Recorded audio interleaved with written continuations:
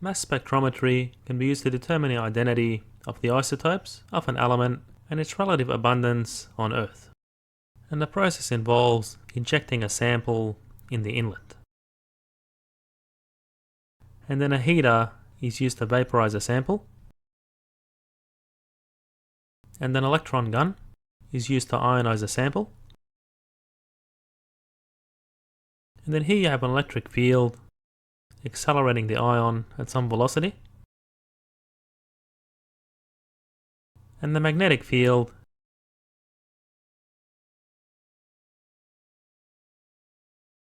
deflects the ion onto a detector. And the ion may be deflected in both directions depending on its charge. So depending on the mass of the ion, it can be deflected in different ways. So it may miss the detector completely.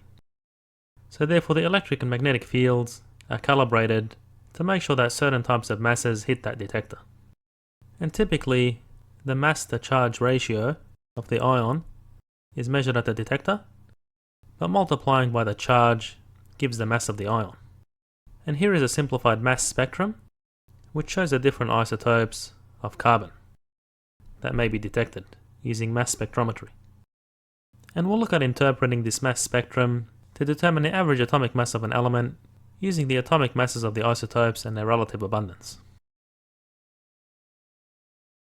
Here is a simplified mass spectrum obtained using mass spectrometry, but note that the actual output is more messy and you're only expected to interpret this simplified spectrum. So to determine the average atomic mass of the element, which is found in a periodic table, we basically take the sum of the atomic masses of the isotopes, which are weighted by their relative abundance on Earth. So here we have 98.93% multiplied by the mass number of the carbon-12 isotope, and then plus 1.07%, and that's multiplied by the mass number of the carbon-13 isotope. And you divide this by the sum of the weights,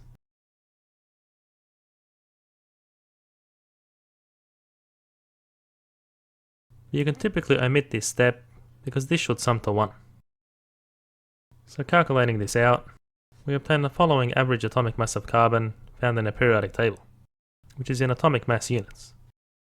So you can see we practically got the exact value in the periodic table for this case, but in other cases, you'll find that the result is slightly off because the actual atomic mass is used in the calculation rather than a mass number which is an integer. And you can obtain these values using the data from the Physical Measurement Laboratory of the National Institute of Standards and Technology. The average atomic mass of an element in the periodic table is given relative to the atomic mass of the carbon-12 isotope. And this is done to make the average atomic mass, which is in atomic mass units, equivalent to the molar mass, which is in grams per mole. So the mass of the carbon-12 isotope can be obtained using mass spectrometry, and then to convert it into a molar mass, we multiply this by atom per mole to cancel out the atoms. And then using Avogadro's number, 1 mole is equal to the following number of atoms.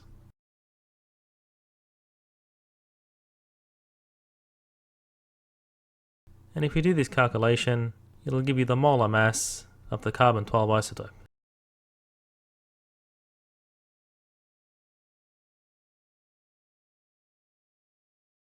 So effectively, multiplying this equation by Avogadro's number in a numerator and denominator, we don't alter the result, and therefore in the numerator we obtain the molar mass of the element we're looking at, and in the denominator we have the molar mass of the carbon-12 isotope on 12.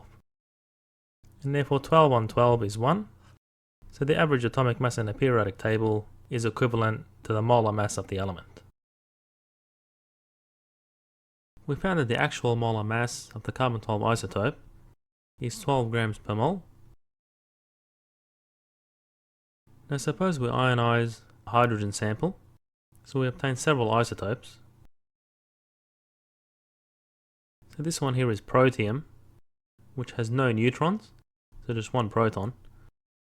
And this one's deuterium, which has one neutron. So using mass spectrometry, you can obtain a mass of a proton. And to obtain a mass of a neutron, you subtract the mass of a protium from the mass of a deuterium, because neutrons carry no charge, so they won't accelerate in a mass spectrometer. So recall atomic mass units is equivalent to grams per mole. So a carbon-12 isotope has 6 protons and 6 neutrons, which would give you 12.096. So this is different to the actual molar mass, because this here is a mass defect.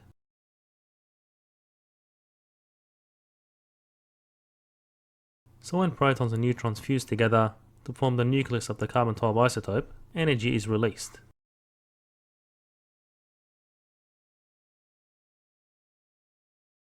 And by Einstein's famous mass-energy equivalence formula, this energy is released in the form of mass, and that explains the mass defect. The mass spectrum of the chromate ion is shown below, and assume that only the most common oxygen isotope exists in the ion. And part A asks us to calculate the average atomic mass of the chromate ion, which can be done using the sum of the masses of the isotopes, weighted by their relative abundance.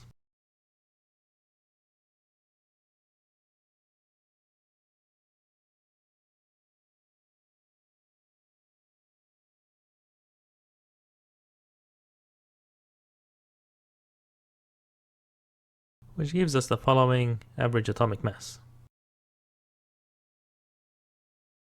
Now in part B, we're asked to calculate the number of neutrons in each chromium isotope. So what we can do is make a table. So first we find the mass number for each chromium isotope.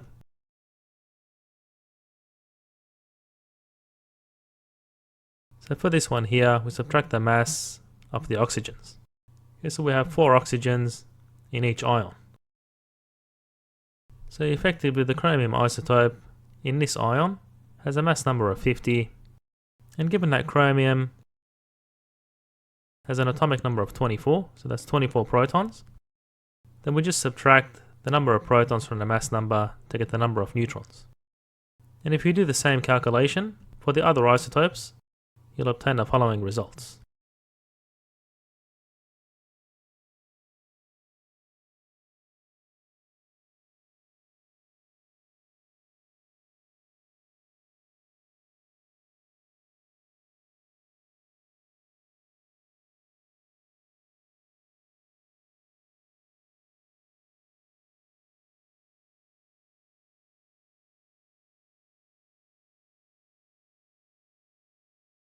And for part C, you can verify the average atomic mass of chromium using the sum of the masses of the chromium isotopes weighted by the relative abundance. So given that one oxygen isotope exists in the ion, then the relative abundance is dictated by the chromium isotopes. So have a think about that. So I'll leave it for you to verify the average atomic mass of chromium.